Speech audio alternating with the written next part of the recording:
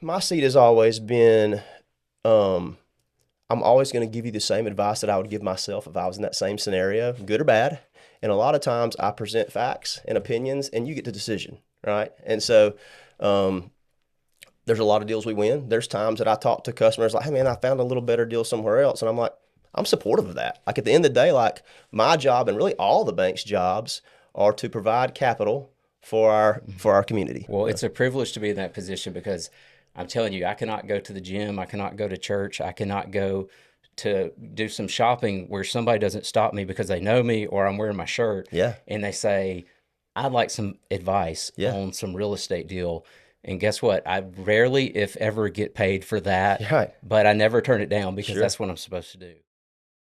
Welcome to the 256. I'm JD, host of the 256 Investor Podcast. This is for both the seasoned investor building a portfolio of rental properties that wants to sharpen their skills and for the potential investor that needs to answer some questions and gain strategies to invest with confidence. We'll discuss all things investing, legal, tax planning, acquisitions, insurance, and of course, we'll discuss real life experiences with 256 investors.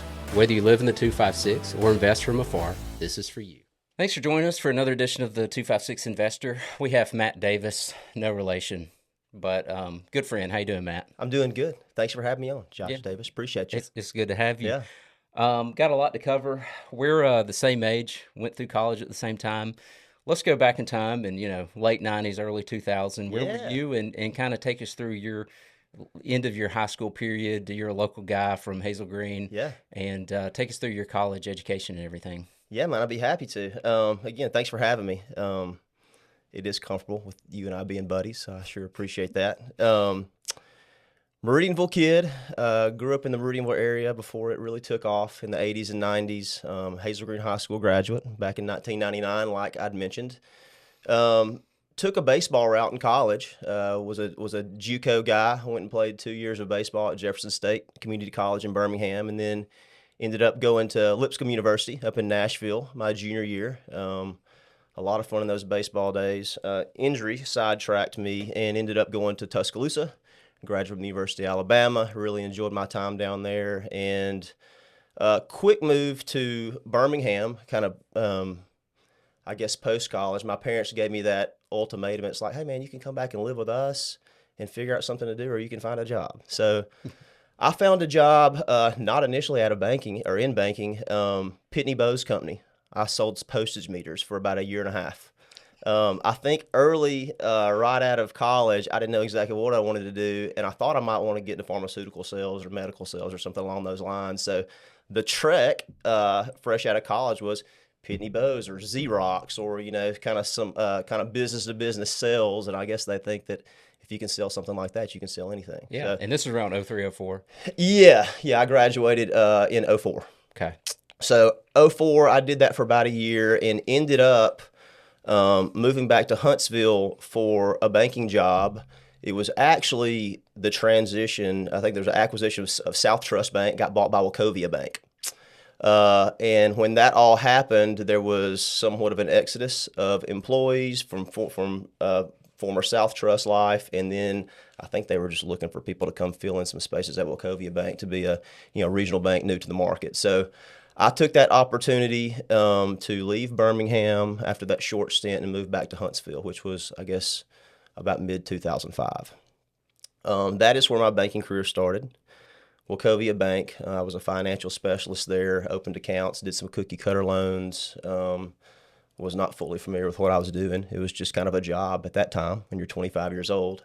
Paid the bills, and that was great. Somewhere along the way, I decided that I was going to really make it a career. And I had an opportunity in my late 20s to go to North Alabama Bank, which is a community bank here in town, headquartered out of Hazel Green, again, which is my alma mater, and had the opportunity to go be a branch manager there. And so that is really the opportunity that got me into managing people. That management position had a small real estate portfolio, and it was not a specialized portfolio. It was just kind of doing deals. And so, you know, that was certainly the time where I started cutting my teeth in banking. I would say that it was very beneficial to not get pigeonholed into doing specialized type lending. In a small community bank, again, you're really just looking for high character people that want to do business with you and you do deals. And so I say it often, you might be doing a piece of CRE one week and a construction loan the next week and a fertilizer spreader the next week and just kind of do a bunch of things. And so that coupled with the recession, obviously the economic downturn of 7, 8, 9, I was right in the middle of that in a small community bank. And that was also beneficial because smaller institution, you get exposed to a lot of things that are probably above your pay grade, certainly above your knowledge base. But that bank really gave me a lot of opportunities, and while it was a very challenging time, it was certainly the birthplace of my knowledge of kind of how a bank runs. Not saying that I fully understood it, but just the exposure to high level things being a small bank was very beneficial to me. Let me keep going. Yeah. Okay, all right.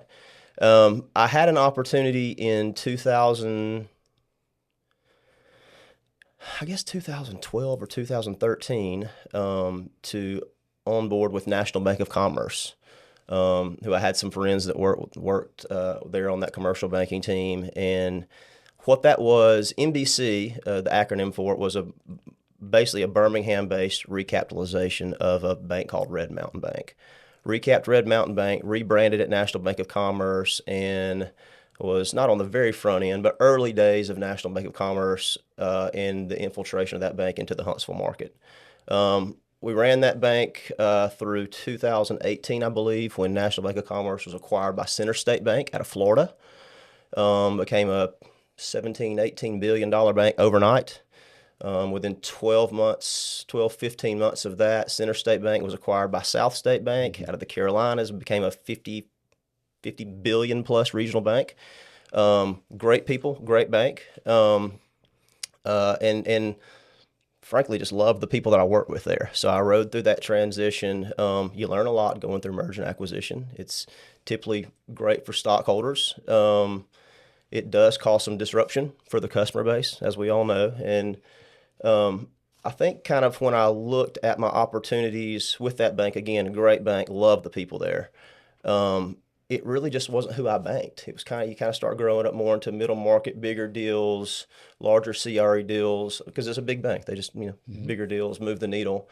And looking back at maybe my skill set and the portfolio I had built over a 10, 15, 20-year period, it wasn't giant corporations. It was friends of friends of friends and real estate investors and frankly, just a bunch of people I knew, And so somewhere along the way, there was the idea of man, it'd be really nice to be able to continue to take care of my client base without kind of, I guess rebranding who I was as a banker into a larger bank. So that leads us into the world of Nova Bank. I'm not the brainchild of Nova Bank. One of our investors was, but early in 2020, kind of during the COVID days, that's kind of the back end of all this merger and acquisition. And one of our early investors, who was a former regulator, FDIC examiner, has got a lot of knowledge in compliance and regulatory, which is kind of not my side of the bank for what I'd been, doing. The brainchild of the project, pulled together, I believe it was just right above 20 investors. We called them the at-risk investors that were really taking the gamble. It's like, hey, JD, we want to try to raise some money to start a bank. We may get it open, we may not. You want to invest? And where do I sign? Exactly. So it was a little bit of a hard sell, but there was enough people in Huntsville that kind of, I guess, rode the merger and acquisition. I was like, hey, and then Huntsville kind of always needs to have a homegrown, headquartered community bank. I mean, we're arguably a top 10 growth market in the country. We need our own institution here. And so early founders pulled together, I don't know, roughly $4 million of at-risk seed capital in 2020 to kind of start running the race of what it might look like to open that bank. Could probably spend 30 minutes going through all the details of what it actually took to get the bank open, but it's FBI level background checks on all your directors. You got to run up through the FDIC and get that blessing, and then you got to go through the state of Alabama banking department. You got to get that blessing, and all the people involved, from the executive management team to your directors to basically anybody that was involved in Nova Bank as a project early on, which we were Cove Holdings LLC back then. Just basically several years of pulling together the regulatory requirements, the executive head of the bank, chairman of the board, CEO, president, CFO, COO, chief compliance, credit risk, all those folks had to be vetted again by the FDIC and state and deemed knowledgeable enough and understanding enough to get a new bank charter, which is what you've got to get ultimately to start a new bank. So ran that route in 21, 22. March of 2023 is when I left my day job and went into the world of capital raise. And so, which you were still with South State? I was still with South State. Was call it somewhat unactive early in the days because I had a job, right? And I think my commitment to the team was obviously NDA'd, but my commitment was more along the lines of, hey, if the bank ever gets opened up, I'd be willing to come be the president of the bank and kind of run the production, that side of the company. If not, I still love my job at South State and certainly didn't want to be a distraction to that company. So really did my best to keep that under wraps and let the people with a little more capacity kind of run the regulatory gauntlet of what it takes to get there. But nonetheless, we did run that race. We did get the conditional charter in March, and so that was the big risk for me, right? It was a lot of conversation early, and then it came as like, hey, like, fixing to leave your job that you've been at for a decade, and you built a good portfolio and done some good things, and now you step off in the world of like true entrepreneurship. So left my job at South State Bank, again, great bank, love the people there.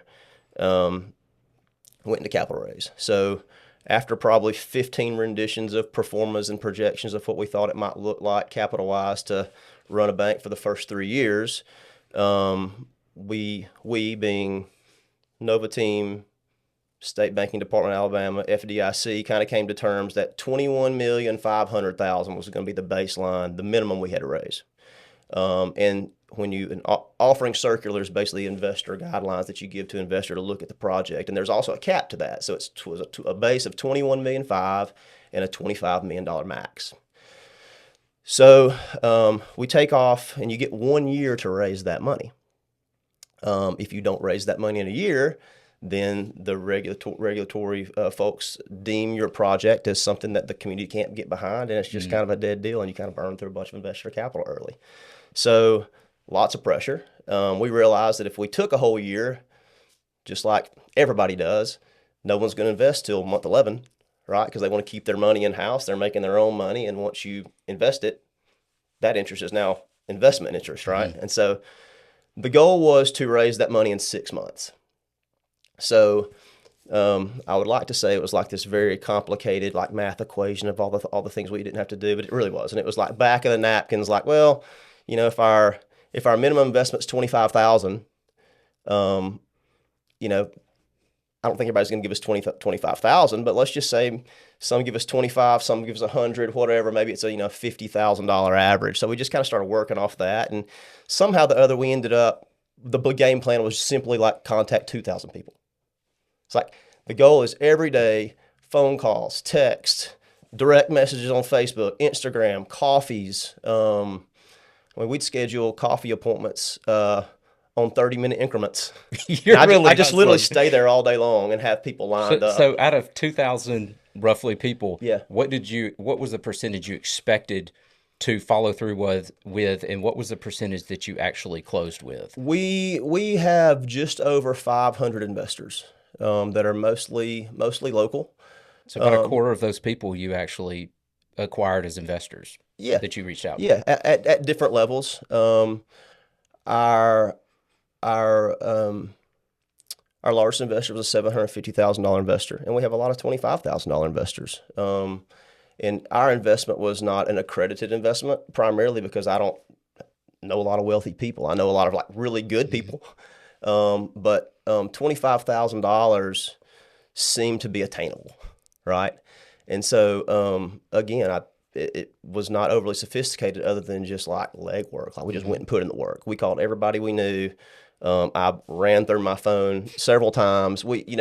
Part of that was really good exercise for just like maintaining good bank activity too, because you get very comfortable taking a no, right? Okay. So, and it wasn't because, most of the time it wasn't because people like didn't like our project, didn't believe it. It was a timing thing. It was, I don't understand it. It was, how do I get repaid? I invest in things with a little quicker turn. There was good reason. But over a period of time, our pitches got a little bit better because we did it so much. And ultimately, it wasn't a sales play. It was just hey, I just want to let you know that we're going to start a bank. You may have interest, you may not. But the way I kind of took it was, if we do have great success, which I think we're going to do, I never wanted anybody that was close to me to come back and be like, hey, man, why didn't you tell me about that? So that was kind of like my mindset. It wasn't a sales thing. It was just like, I just wanted everybody to know about it. And ultimately, we, within 6 months raised our money. We had to actually go back to the FDIC and State of Alabama Banking Department to raise our $25 million cap because we still had people wanting to invest in these last 2 weeks that were, terrible problem to have. Terrible problem to have. But nonetheless, we went back, we extended the raise by 30 days, and I think we ended up raising somewhere in the, $27-28 million range. So that was our initial seed capital to get Nova Bank opened. So that all kind of came to play, I think it was October, November, by the time we closed the raise in 2023 and had our money sitting in escrow. There was still some back-end work, legally, regulatory-wise, to get us to the official charter and like opening the bank. But kind of took Q4 to work through that. And on January 27th, 2024, we got our charter.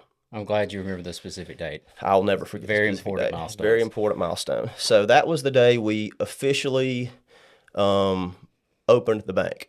After call it 4 years of hard work behind the scenes, and nobody really knew what we were doing for the most part.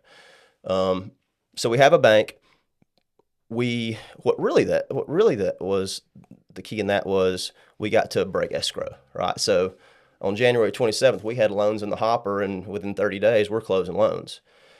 The bank, however, was not fully open to the public. So the retail side of the bank, which is accounts, technology, there's just a lot of build out. It took 8 months to get debit cards. I mean, you get Visa or MasterCard, that's what you get. And Visa was going to be a year and a half. MasterCard was 8 months. And so our opening on the retail side of the bank was like a soft restaurant opening, right? You're going to invite your buddies, but you're not going to open up the public because you want to make sure everybody has a good experience. So call it February through basically November, we were running the bank very quietly. For most of those months, we still had like a coming soon banner on our building, which is right downtown at 532 Madison Street right now. It's our startup location.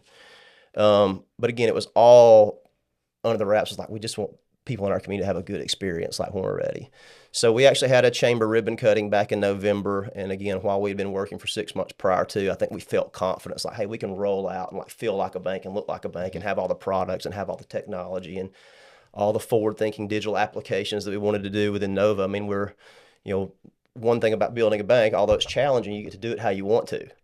All the newest technologies. We're kind of in a environment now where you see a lot of bank brick and mortar around everywhere, but the digital channels now, I don't know if you go to the bank much, but most people don't. No, you have to. Banks are pretty much ghost towns for the most part because I think most people are banking with people they know or have a warm affiliation with, and the digital applications allow you not to have to. Even when I do go in, they say, why didn't you make a mobile deposit, or why didn't you use the ATM to make a deposit? Like, they don't want me in there. And I'm like, I would if I could, but I've already exceeded the limits, for mobile deposits, or there's a money order and, this bank won't take money orders by mobile deposit. Most don't. I understand it's really hard to do. So like, I have to be here. Sorry to bother you, right, while you're sitting here in this ghost building. Yeah. But keep going. I hate to get you off track. No, that's pretty much the whole point is, with Nova and our game plan, we're really not in a society where we have to go outlay a bunch of our capital in brick and mortar.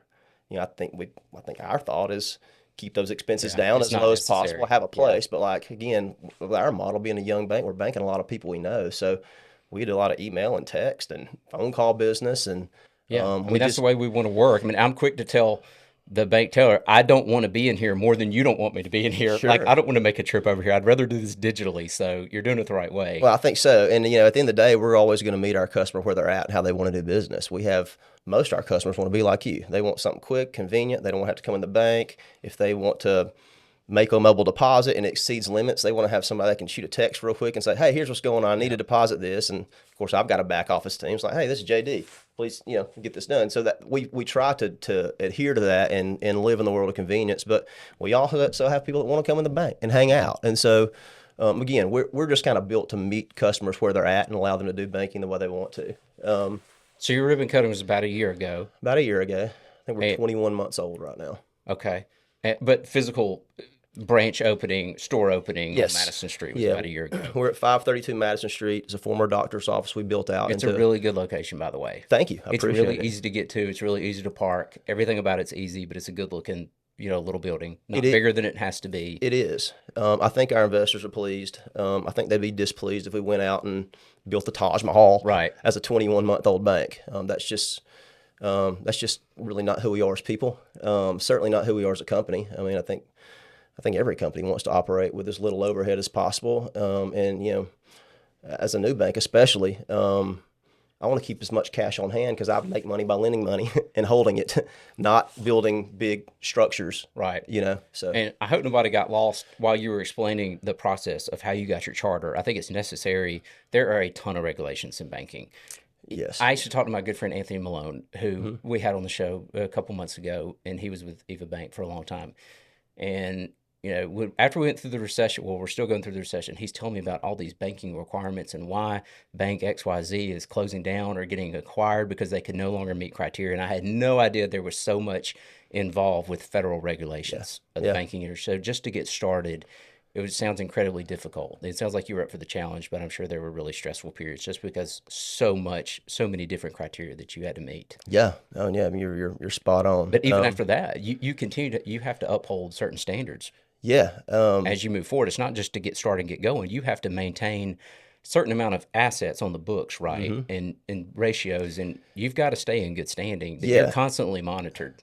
And we're constantly monitoring for those reasons. I think one thing that I've obviously learned a lot over the past couple months is just the liquidity management piece of the bank. I mean, there's a certain level of liquidity we got to keep in the bank all the time.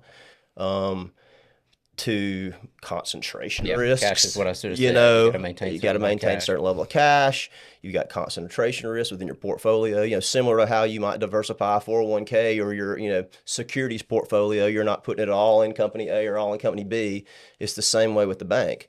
It's kind of like, I guess to simplify it, it's like having a fund, right? So like we had, call it $28 million. Well, the goal is to make money with that money, right? And so you want to get that out in loans quickly because that's the way that you make your largest margins in your loan assets. Right.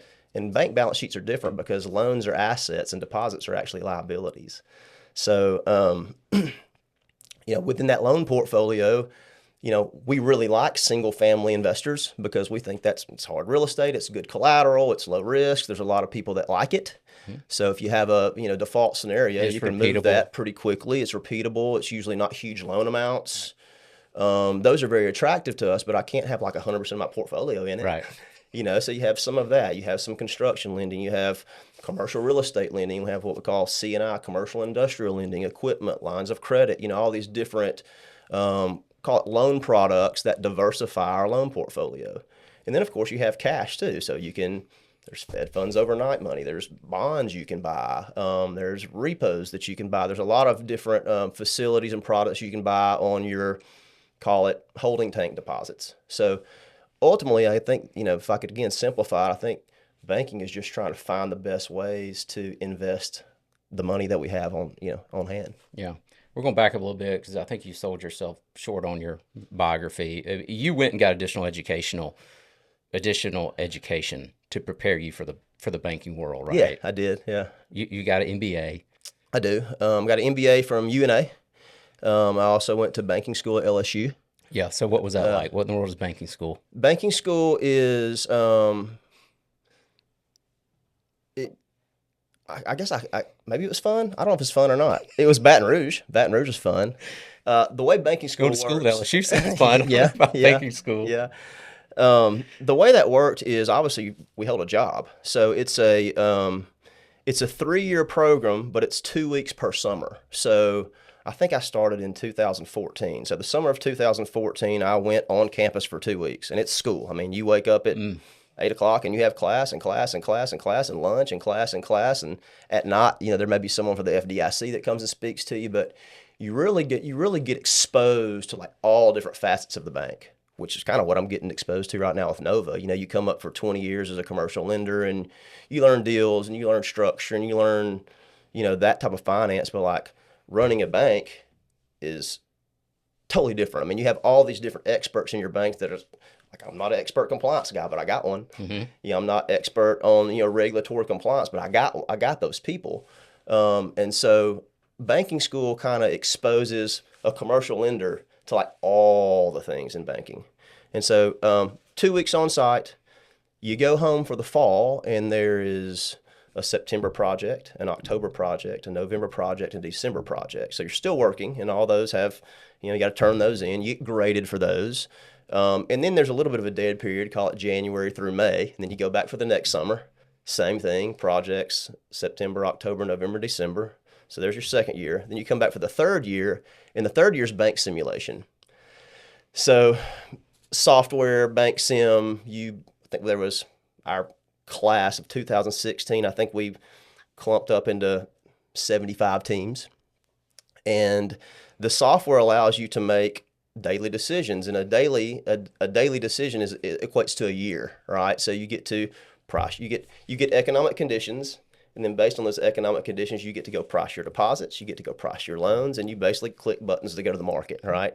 But all 75 teams make decisions and click buttons, and they all go to the same market.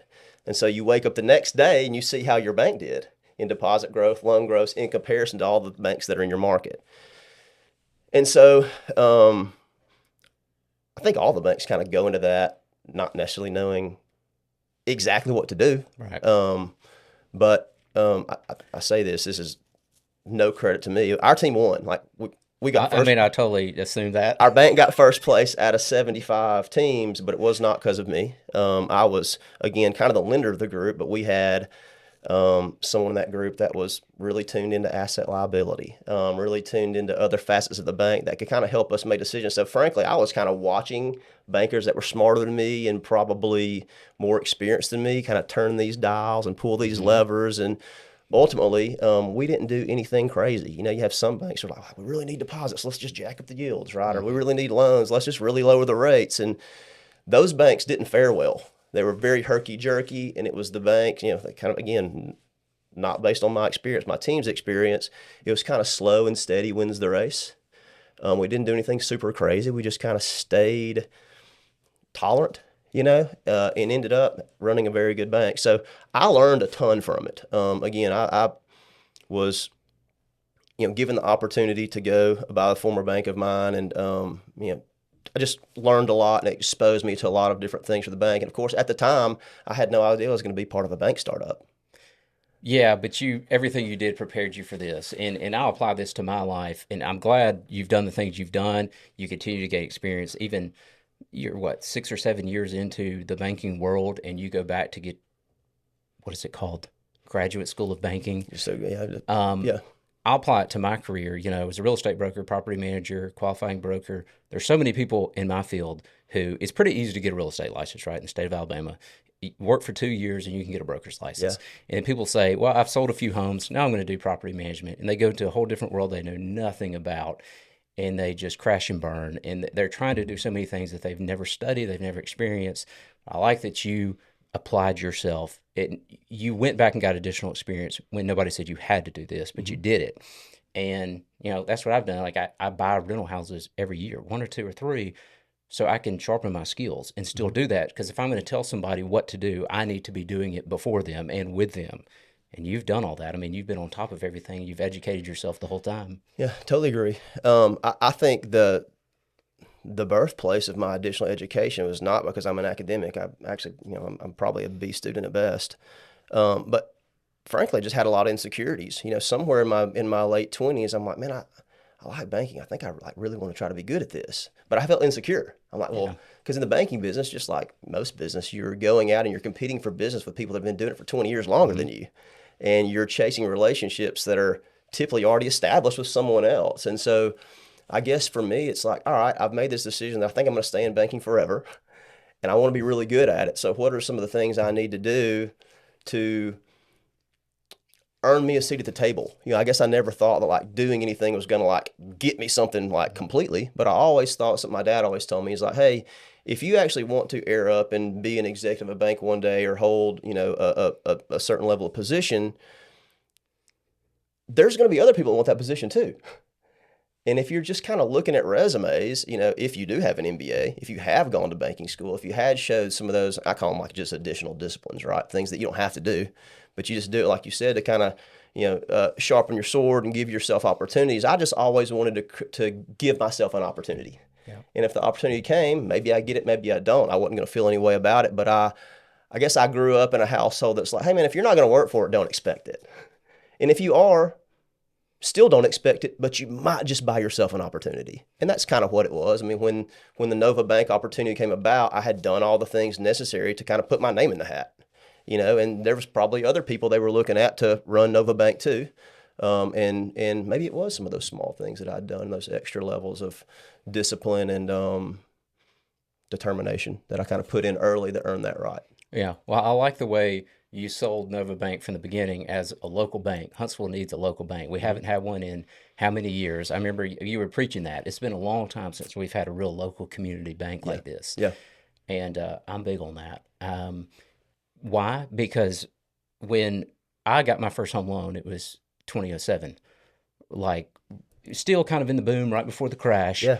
And I went to Countrywide, and I said, I'd like to get some money to buy a house. And I probably was getting $30,000 a year with a little business I had. I was self-employed. Yeah. And it couldn't have been more than $30,000 a year.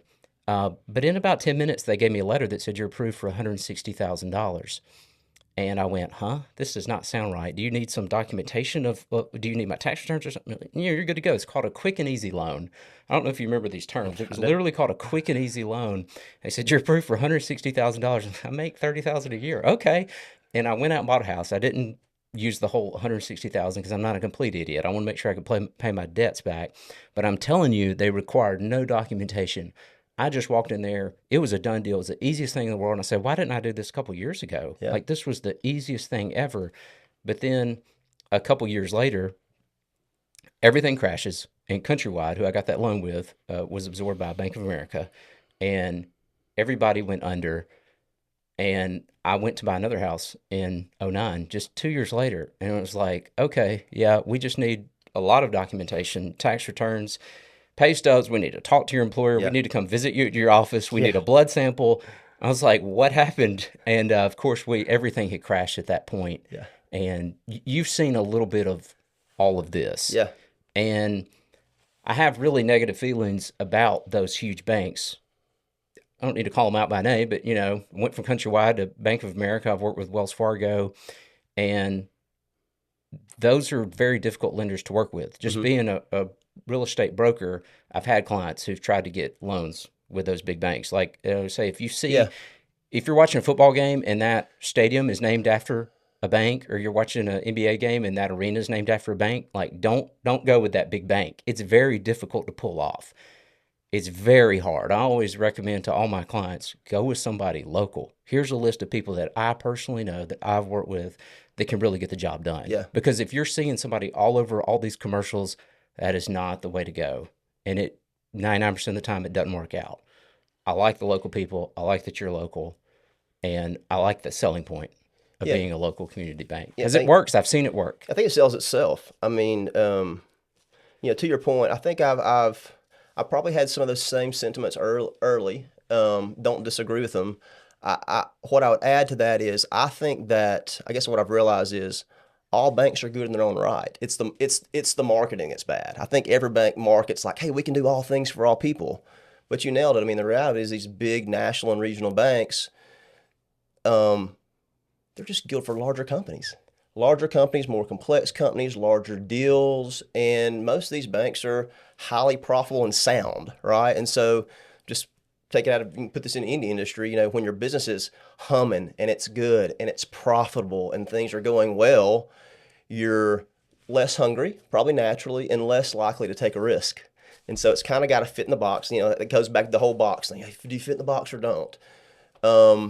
every bank has a box, but I think the reality of what marketing truly should be in banking is they're all good at their own things. They're just not all good at everything. And the same thing with Nova. Like, we're really, really good at the things we're good at. We're not good at everything. I mean, if you're a $100 million GovCon and need a $50 million line, Nova's really not the place for you. It's just too big of a bite for me.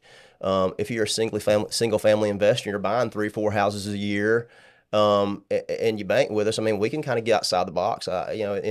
In early Nova banking, again, we've got regulation, we've got compliance metrics and policy internally. But right now, as a 21-month-old company, it feels really good to do business with somebody that we know. Right. It feels really good to do business with somebody that somebody referred to us that they know. And as a new bank, I mean, again, total exposure over $3 million to one client's a lot. Like, we're just not doing the huge deals this early. Risk tolerances don't need to get out over our skis. There's just certain type of business that we like right now that we're really good at. But I think that business that we do like, that does fit in our box, is very Huntsville centric. It's like, Huntsville's sexy because it's got a lot of big names here and it's booming and everybody talks about it nationally. But 85% of the people here are still small mom and pop businesses and single family investors and people that don't need to borrow $5 million. And so, like, that's where we fit perfectly and want to live there. And we know who we are. Just because you can do something doesn't mean that you should. I mean, you've got the boundaries you've got to stay within because of federal regulations, and probably state regulations and everything. But going back to when everything crashed, I mean, Countrywide, who I would, they didn't have to make all the subprime loans, but they've got to pump up their earnings. I mean, they've got to show people they're staying with everybody else in their field, but they didn't have to. They chose to do that. And all these big banks chose to make the subprime loans, knowing that there's no way they should have given me the loan they did, but I'm a responsible person and I care about my credit and I care about paying my debts. Sure. But for every one of me, there was 2 people that didn't care about that, but they were able to get the money, so they took it. Mm-hmm. And just because you can do something doesn't mean that you should do something. Yeah. And I mean, it sounds like you've understood that going in, and I'm sure, were you careful about, you mentioned calling 2,000 people, like setting up a meeting with 2,000 people roughly. Were you very intentional about who you set that up with? Was there some criteria that you said, I really don't want to work with this person, even if they have the money? I'll put this in some context from what I did. When I started my company 6 or 7 years ago, I immediately said, these are the people I don't want to work with. Because these are people that in my previous, when I was with another broker, these are people that I was given that I had to work with. And it's just awful. I hate answering the phone. I don't want to work with these people. They're horrible. They're cheap. They are immoral. Yeah. And I just said, I literally took pictures of my favorite people and put them up in my office, and it's still sitting there. And it's like every day I see them and go, these are the people I want to work with. Yeah. If I get a call from somebody from Colorado or California or New York, if I can't see their picture going up on this wall, I don't want to work with them. Yeah, no, I think that's a great point. It's funny, early on we're like, will somebody please invest in the bank? Yeah. You don't have a lot of criteria early on other than just character. I mean, we want Nova Bank to be owned by a bunch of people with high character that can go out in the community and be a good catalyst for our brand. There were several investors we turned down. They were mostly out of market investors that we didn't really know. That just wasn't a good fit for us. Our thought and strategy was, if we're going to make this many calls and have this many investors and create such a low threshold to invest in this bank, we want the byproduct of that to be a bunch of really good quality people in our community that can go out and spread the word of Nova Bank and kind of wear the jersey per se. And if it's someone that we didn't want to wear our jersey, it was just a pass, or we didn't follow up, or one of those things. Now, I'm not saying we had the luxury of everybody in the world wanted to invest in the company, but I mean, I am extremely proud of our ownership group. I'm extremely proud of our board. I'm extremely proud of our employees and our associates and the people that we have kind of brought together in a team to represent Nova Bank and represent a locally owned community bank that was pretty much built in local basements, for a number of years. And what I always tell my team is, people are going to know about Nova Bank, but they're never going to know of what it took to get Nova Bank off the ground, right? And it's certainly one of those things, and I think anybody probably tell you this, it's like there's things in life that you end up doing, and you see your way through it. But if you knew how challenging and difficult it would be on the back end, you might not have done it to begin with. So we were a little bit oblivious as to kind of, it's like, I don't know exactly how to do it, but I know we can do it if we can get it. Yeah. And so the dog eventually caught the car, and now we're working through, call it startup. I mean, from a production standpoint, we're well on track and ahead of schedule. And there's also things like in any company that we got to continue to get better on and dial in and get better at. And I can tell you that at month 21, I'll also be saying the same thing at year 10, in year 20. We're happy and we're grateful for the opportunity. We're not quite satisfied. So, well, I just had one of your board of directors on, Russ Hales. Oh, He's yeah. a good friend of mine. Yeah, Russ is great. And if everybody on the board is like Russ, then you're in good hands. He's a really good guy. He really cares about this community, really cares about Huntsville. Yeah. And I know some of the other folks on your board. And I know y'all are in good hands. Yeah, Russ was one of the earliest of our investors, and still continues to be a help. The thing about banking in my position is sometimes I kind of feel like I'm like a jack of all trades and master of none. Like I can go sit in all these different meetings and understand what's going on, but like I'm not like, I don't have all the answers, right? And so it's great to have board members and investors that I'm like, hey, I know this person lives in this space. Let me pick up the phone and call them. Yeah. Hey, man, talk me through this. I got this situation going on. Can you walk me through? What am I missing? Is there anything I'm not seeing? And so just to have that board support and investor support and friend support, I think that's one great thing about having a community bank is I don't have to know everything. Right. I got a lot of people on my phone that know much more than me, but I've got warm, very relatable connections. And we got a lot of people that want to help us. And, my job at the end of the day is to be a good steward of our investors' capital and, be a good steward of our brand, and keep our activity up and work hard. I think what I'm probably best at is like consistency. And as the sun comes up every day, I'm going to be up running over bank. And so, I get a lot of confidence in that. And, you give our team, 5, 10, 15, 20 years to run a company, we're all very bullish on what Nova can do for our community. And one other thing I think I'd like to say is, we're really good at deposits. I mean, everybody thinks about banks and loans. Mm-hmm.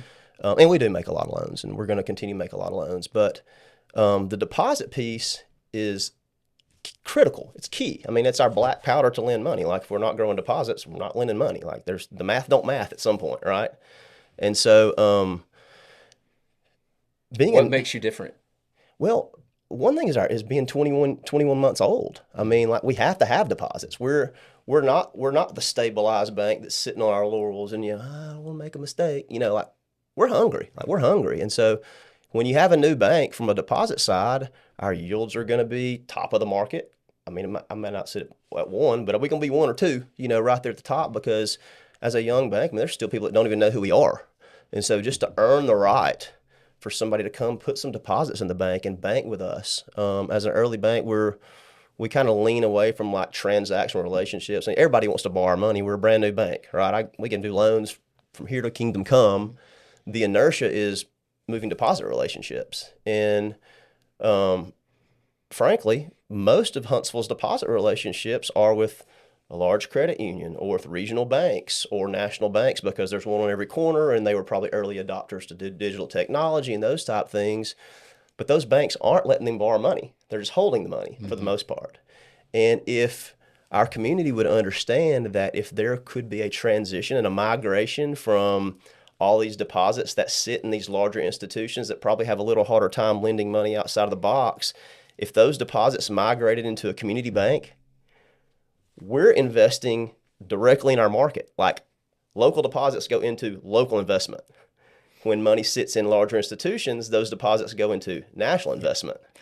And so I don't know if I need to write an article or like I wish I could stress like, please deposit with your local community bank because we're the ones that care and are going to take care of our friends and families and our kids. And, we're going to keep those dollars right here in market. And so while I manage the loan portfolio and while I'm very, engaged in lending, like my calls every day and my activity are just for deposits. I just need people to like give us the opportunity to come bank with us. And if we can flood the bank with the deposits, I can lend money forever. But at some point, if we're not growing our deposit base as quickly as people are wanting our loans, things slow down a little bit. Goes back to that liquidity management, right? You know, in a young bank, it's like, oh, you need this loan? Well, let me look back here and make sure we have the money, you know? So anyways. I had a loan back with National Bank of Commerce, way back when you were there. Yeah. And then they were acquired by, try to get it all straight, Center State. And then quickly acquired by South State after that. And I went, you know what, I'm done with this. This is too much. Yeah. This regional bank, it's too much for me, all the acquisitions. And I've never heard so many people complain as when PNC acquired BBVA Compass. Yeah. And I'm not saying a bad word about PNC. I have a good relationship with them. I have for a long, long time. But I had so many clients of mine gripe to no end about the difficulty of that transition and what they cannot do now with PNC that they could do with BBVA before. And it's just a big, messy world. It has always sounded really messy to me. Yeah. And I'm glad that you've come and you've explained how things work. It at least presents a lot clearer picture to me, and I hope it does a lot others who have been as confused and aggravated with the banking industry as I have over 20 years. I know. You know, I think, you know, not think, I know, I mean, merger and acquisition is part of growth, right? I mean, it's much easier to go buy a bank than go hire a lender that's going to organically grow you $500 million in loans, right? So, totally understand it. Is it disruptive? Yes. Is it part of the business? Yes. And so, you know, when you work in those banks, again, I could spend you another 30 minutes telling you how great the people of South State are. I mean, the ownership group, I mean, I know those guys. I knew them as National Bank. They're some of the most quality bankers, probably in the Southeast. However, it's just a different model now. It's a different, larger model, and that's okay. That's perfectly fine. And you see that. I think banking business is kind of cyclical, like, you know, just like Progress Bank. That was the last de novo bank that started in 2008. They ran their course. They were a great bank, did wonders for the community, from local investment to philanthropy to sponsors, you know, just all the things. But of course, then they get acquired. That's just what happens. And I think that there was two things that kind of like pushed me over the edge to jump in and do it. One was somebody asked me straight up, they're like, all right, this is going on, and all the people in the banking business that I've always admired and looked up to that are, you know, kind of executive level seats, is like, well, those guys are now in their 60s. Like, who's next? And I'm like, I guess me. You know, I'm as good as anyone. I'm saying, you know, I'm fixing to be 45 years old. I've been doing it 22 years. I've got another 25 years to do it. It's kind of like the perfect timing. So that was one piece. And then there was another thought of a you know, guy that I talked to. It's like, you know, hey, if you do this and make this move and it doesn't work out, what would you do? And I'd be like, well, I'd probably leave and go work for another bank and make more money than I'm making right now. You know, because in startup, you take steps back, right? I mean, you step away from the things that were all lavish and good, and you start over. But you do it because you love your community and you want to bank your friends, and you want to bank, you know, I don't know, I guess you want to have an impact on like how capital outlays in your community, and kind of just want to be an epicenter of like value to my friends, right? My seat has always been, I'm always going to give you the same advice that I would give myself if I was in that same scenario, good or bad. And a lot of times I present facts and opinions, and you get the decision, right? And so there's a lot of deals we win. There's times that I talk to customers like, hey, man, I found a little better deal somewhere else. And I'm like, I'm supportive of that. Like, at the end of the day, like, my job and really all the bank's jobs are to provide capital for our community. And if someone finds a better deal somewhere else, I think people continue to come bank with us because we're okay with that. Like, if it was best for you, we're going to support that. We're going to guide you. You're still going to have a great warm seat at Nova Bank, whether you choose a bank over us or not. Because again, these are not transactions for us. These are our friends. These are people we want to continue to do business with for the next 25 years. So we're not getting our feelings hurt over, you know, somebody beating us out on a deal here and there. Well, it's a privilege to be in that position, because I'm telling you, I cannot go to the gym. I cannot go to church. I cannot go to do some shopping where somebody doesn't stop me because they know me or I'm wearing my shirt. Yeah. And they say, I'd like some advice on some real estate deal. And guess what? I rarely, if ever, get paid for that. Right. But I never turn it down because that's what I'm supposed to do. It is, you know, man. I've been trained. I'm put in that position to be able to give advice and answer those questions, even though I know there's never a paycheck coming. Unlikely. Yeah. But I think you're in the same boat, that we're supposed to do this to further our community. I think it's I think it's God's way of giving us opportunity to serve. I really do. Your seed and mine. That's where it comes from. Yeah, I agree. Yeah. And we'll mention your dad before you go because I want to ask what role he played. He was the superintendent for the city school system at one point, right? Madison County school system. Madison County school system. And then he was I don't know what the title is, headmaster of Madison Academy when he retired. Yeah. And never heard a bad word about your dad. Oh, thank you. Ever. No, I can vouch for that too. He was the same guy at home as he was in the community. So no, that's thanks for bringing that up, and certainly appreciate that. He's a huge blessing to a lot of people. The fact that I got the opportunity to ride shotgun with him through his life and just kind of watch him do him was the most impactful thing of anything. And it was Dad had a very similar work ethic. He worked hard. He always took care of people, cared about people first. Always had a servant heart, always had a lot of humility, always, when he got accolades, he preferred to be in the background. He would much rather be Robin than Batman. And so a lot of those things that I just got to watch him do, he went and got a master's and he went and got his doctorate. And, I don't even remember him getting his doctorate. He was getting his doctorate when my brother and I were in high school. But he was doing it at like 12 a.m. It's like he was going through the day and coming home and being Family Guy and going to all our games. And then he was up at night doing the extra things he needed to, again, provide himself an opportunity one day. And so there's a million things that I've learned from my dad. But, just walking through just some of the principles and just kind of who he was as a person, it's everything I want to be.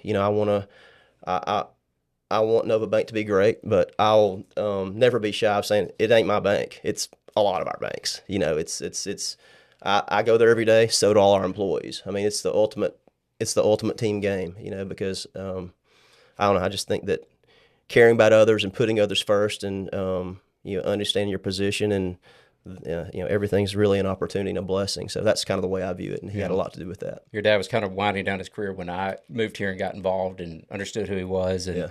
But every story I ever heard was like how he helped somebody move some piece of furniture or help them with a broke down vehicle and all this stuff. And there's like, by the way, he ran the school system. Like that came second to all the other stuff. All the other stuff they loved to. Like, by the way, he ran the school and did a great job of it. And the last story about your dad, when my kid was finishing up school in preschool last year, on the last day of school, they gave him all a Bible. And I said, that's neat. Like, I didn't know y'all did this. And the teacher said they were donated by Terry Davis. Like, he left these for all the kids to get one. So that was really cool. That's cool. Yeah, he's done that for several years now. Would not want anybody to know that he did that. That's just the way. And I shouldn't have said that because but I was like, yeah, of course he did. Yeah. Like, I should have guessed. I should have known that he's the one who donated these for all the kids. Man, he just was a heck of a guy, man. I'm extremely blessed for him to be my dad, and I miss him, of course. But there's so many things that are his legacy, and probably all the good parts of me are him. So I'm going to make sure to carry that kindness tradition and make sure that other people are taken care of along the way. So. Well, man, it's good to have you. It's good to see you once again. Yeah, man. Thanks for having me. We'll try to get together again soon and discuss more of your daily habits and that kind of stuff. We didn't have time to get into all that. A lot of things I wanted to get into, but we'll do it again. Matt Davis with Nova Bank. Give us your address one more time on Madison Street. Yeah, we're at 532 Madison Street, right downtown in Huntsville. Would love an opportunity to do some of your banking business. Yeah, go see Matt and his crew. Thanks, Matt. Thank you all. Avio Multimedia for recording this for us again today. I'm JD. My time's up. I thank you for yours. Thank you. This podcast is proudly sponsored by 256 Realty, investors helping investors. Visit us at 256realty.net. Big thanks to our production team at Avio Multimedia Services for producing, editing, and providing the music that brings this podcast to life. If you enjoyed this episode, be sure to subscribe or follow the podcast on YouTube, Spotify, Apple Podcasts, Amazon Music, iHeartRadio, or whatever platform you choose. We'd love it if you'd leave a comment, review, and rating. It really helps us grow and continues to bring you valuable content. And of course, don't keep all this knowledge to yourself. Share this episode with a friend who's ready to level up their investment game. To catch more episodes and video content, visit our YouTube channel at 256 Investor.